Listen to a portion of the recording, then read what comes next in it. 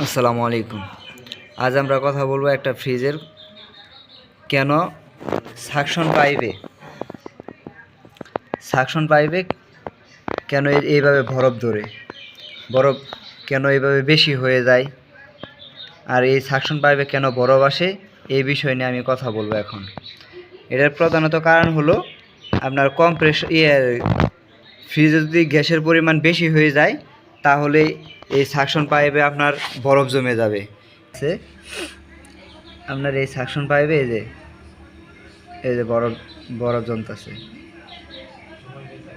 এটা আমাদের খেয়াল রাখতে হবে। এই পাইপে যদি বরফ ধরে তাহলে বুঝতে হবে আপনার কম্প্রেসরে গ্যাস বেশি হয়েছে, ফ্রিজের ভিতরে গ্যাস চার্জ অনেক বেশি। এর জন্য যে সমস্যাগুলো আমাদের ফেস হবে, এই যে এই কম্প্রেসরের ওভারহিট হলে কম্প্রেসর জ্বলে যাবে। তারপর আপনার ডিবেতে তেমন কোনো ঠান্ডা থাকবে না। ডিবেতে দেখা যাবে যে নর্মালের মতো ঠান্ডা আসতেছে আর নর্মাল ডিবের মতো ঠান্ডা হয়ে যাবে।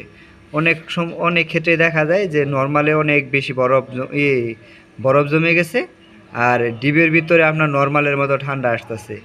সেই ক্ষেত্রেও আপনি খেয়াল করে দেখবেন যে এই সমস্যাগুলো হইতেছে।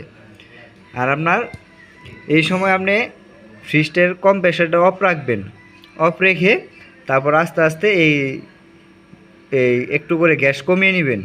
গ্যাস কমিয়ে নিলে এই সমস্যা থেকে পরিত্রাণ পাবেন ইনশাল্লাহ। আমরা এখন হালকা করে গ্যাস একটু কমিয়ে নিব যেন এই সমস্যা না হয়। আর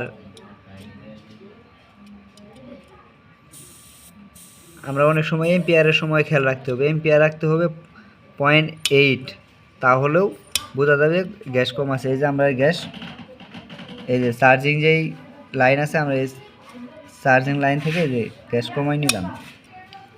কমাই নেওয়ার পর আমরা ভালোভাবে নোব লাগিয়ে নিব।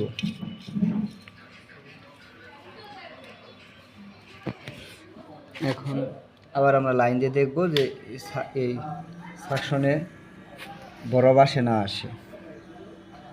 যদি বরফ আসে তাহলে আমরা আরেকটু কমাই নিব। আর অবশ্যই আমরা কম্প্রেসর অফ করে কিছুক্ষণ পরে গ্যাস কমাবো। তা না হয় দেখা যাবে যে যদি কম্প্রেসর গ্যাস টান দেয় ভিতর দিক, তাহলে কিন্তু এটা আমাদের খেয়াল রাখতে হবে।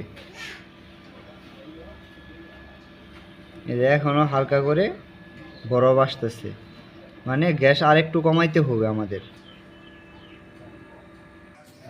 আমরা আবারও একটু গ্যাস কমিয়ে নিব।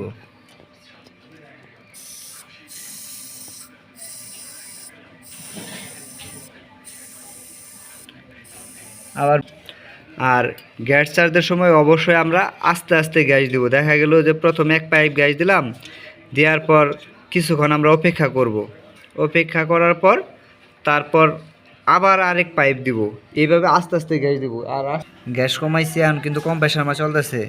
এই যে সাকশন পাইপের যে আইসটা ছিল, এই বরফ কিন্তু কেটে গেছে।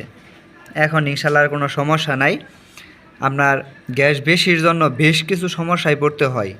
দেখা গেল কম্প্রেসর ওভারহিটিং, এম্পিয়ার বেশি ধরলে আপনার যেই কয়দিন চলবো ওই কয়দিনই দেখা যাবে যে আপনার হবে বিদ্যুৎ বিল বেশি আসবে না। তারপর আপনার কম্প্রেসর ওভারহিট হলে কম্প্রেসর জ্বলে যাবে।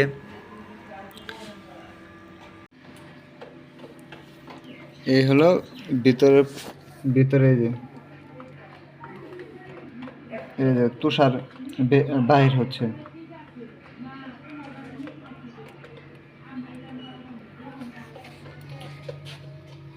এই ভিতরে যে বরফ,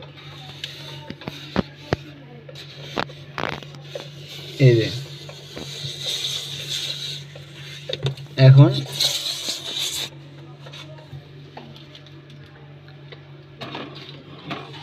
এই যে পানি রাখা হয়েছে, এই যে কিছুক্ষণের ভিতরে যে বরফ জমে গেছে।